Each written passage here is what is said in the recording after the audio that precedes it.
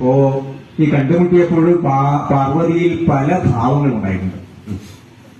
അപ്പൊ ആ ഭാവങ്ങള് ഇദ്ദേഹത്തെ കണ്ടിട്ടുണ്ടായതാണ്. പക്ഷെ അതൊക്കെ മറച്ചുകൊണ്ടാണ് മറ്റിൽ നിന്നാണ് അത് ആ ഭാവങ്ങൾ ഉണ്ടായത് എന്നാണ് പാർവതി അവിടെ പറയുന്നത്. അപ്പൊ അവിടെ തന്റെ ഭർത്താവിനെ അദ്ദേഹമായിട്ട് കണ്ടപ്പോൾ അല്പം പരിഭ്രമമൊക്കെ കൊണ്ട് വിയർത്തു പാർവതി. ആ വിയർത്തപ്പോൾ എന്താ ഇങ്ങനെ വിയർക്കുന്നു എന്ന് ശിവൻ ചോദിച്ചു.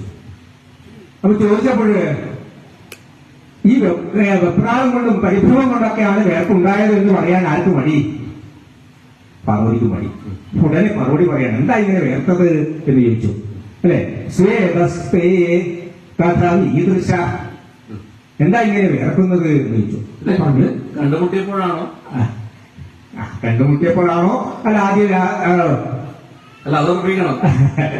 കാണുമ്പോ തന്നെ വേർപ്പുണ്ടാവുമെന്ന് അല്ല, നമ്മൾ കല്യാണം കഴിച്ചതിന് ശേഷം നമ്മള് ഞാൻ സങ്കല്പിക്കുന്ന മണിയറയിലേക്ക് പോയപ്പോൾ ആ കാര്യം കണ്ടപ്പോൾ ആ ഒരു രംഗമായിട്ടാണ് ഞാനത് മനസ്സിൽ കാണുന്നത്. നിങ്ങൾക്ക് എന്തോ ത്വരയുണ്ടെന്നൊന്നുമല്ല അത് ഇല്ല. അപ്പോ ആ കണ്ടപ്പോൾ അല്പ പരിഭ്രമൊക്കെ പാർവതിക്കുണ്ട്. ആ പരിഭ്രമത്തിൽ വെപ്രാളമൊക്കെ പറയാതെ അതുകൊണ്ട് അല്പം ഒന്ന് വിയർത്തപ്പോൾ ഈ വിയർക്കുന്നത് കണ്ടപ്പോൾ പരമശിവൻ ചോദിക്കുകയാണ്, എന്താ ഇങ്ങനെ വിയർക്കുന്നത്?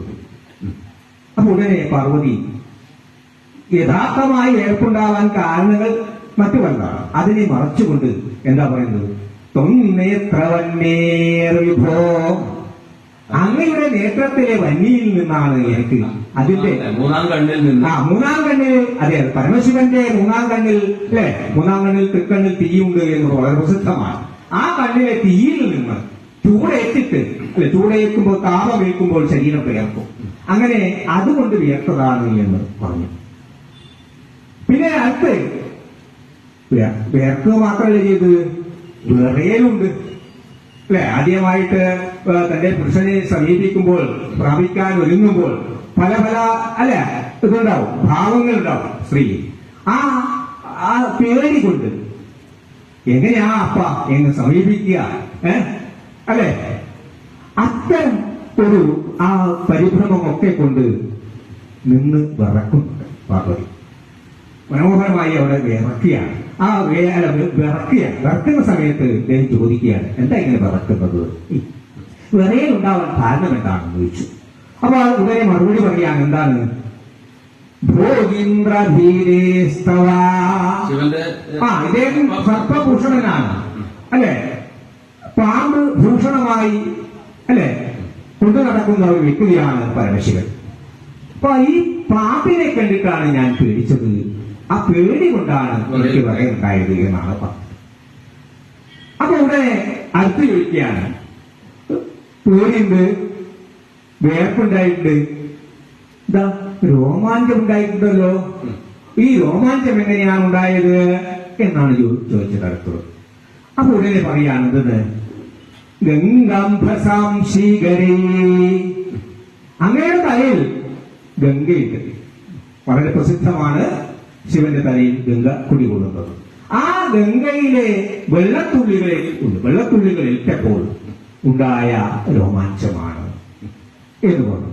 ഇഷ്ടം ഇങ്ങനെ പാർവതിക്ക് ഈ ആദ്യരാത്രിയിൽ ഉണ്ടായ ശിവനോടുണ്ടായിരുന്ന പല ഭാവങ്ങളെ, യഥാർത്ഥമായ ഭാവങ്ങളെ മറച്ചുകൊണ്ട് നിൽക്കുന്ന പാർവതി, ഗൗരി നിങ്ങളെ ചിരം പാലിക്കട്ടെ എന്നതാണ് ഇതിന്റെ ആശയം.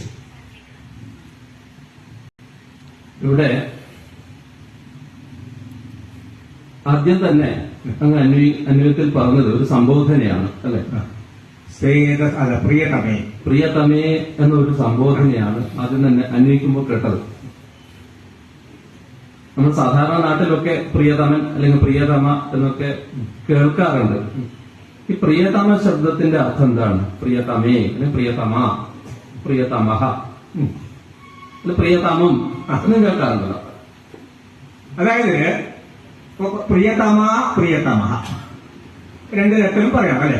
നമ്മള് ഭർത്താവിനെ വിളിക്കുമ്പോ പ്രിയതമ, ഭാര്യയെ വിളിക്കുമ്പോ പ്രിയതമേ എന്ന് വിളിക്കാറുണ്ട്. അസ്യ ഉം. അതിശയേന ഉം. പ്രിയം അസ്യ ഉം. ഇതി പ്രിയതമ. അതിശയേന പ്രിയം പ്രിയം അസ്യ. ഉം. അസ്യ ഭർത്തുഃ. ഉം. ഭർത്തുഃ അതിശയേന പ്രിയം അസ്യാം പ്രിയതമായ ഭാര്യയായാം ഇതി പ്രിയതമ. ഉം. പ്രിയ ശബ്ദത്തിൽ നിന്ന് അതിശയാർത്ഥത്തിൽ തമപ്പ് പ്രത്യേകം വെച്ചിട്ട് ഉണ്ടാക്കിയ ശബ്ദമാണെന്ന് പ്രിയതമ എന്നോ. അങ്ങനെയാണെങ്കിൽ ഈ തമപ്പ് പ്രത്യയം പോലെ തന്നെ അതിശയാർത്ഥത്തിൽ പറയുന്ന ഒന്നാണല്ലോ തരപ്പ് പ്രത്യയവും. പ്രിയതമം അല്ലെങ്കിൽ പ്രിയതരം ഇവ രണ്ടും തമ്മിൽ വ്യത്യാസമുണ്ടോ? ആ, ഉണ്ട്. എങ്ങനെ വ്യത്യാസപ്പെട്ടിരിക്കുന്നു?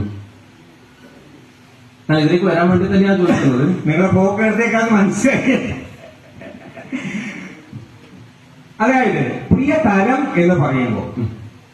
രണ്ടിൽ ഒന്ന്, ഉം. ഒന്നിൽ പ്രിയം തോന്നുമ്പോഴാണ് ഉം. പ്രിയതരം എന്ന് പറയുന്നത്. അതെ.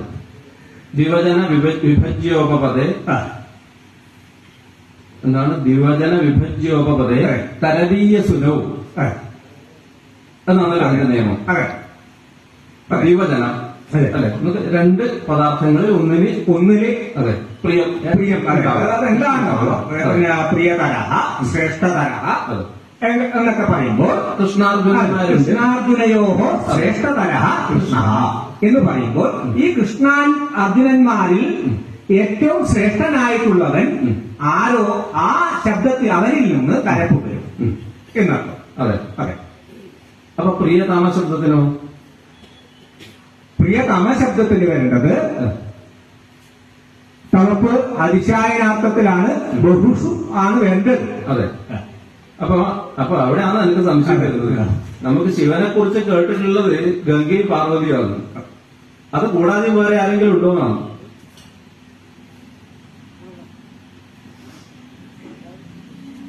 ഇപ്പൊ രണ്ടാളിൽ പോരല്ല, രണ്ടിലധികം വേണ്ടേ? ഇപ്പൊ രണ്ടിലധികം ആൾക്കാരുണ്ടാവുമ്പോൾ അതിൽ ഏറ്റവും പ്രിയപ്പെട്ട ആള്. അതെ, നല്ല ജോലിയാണ്.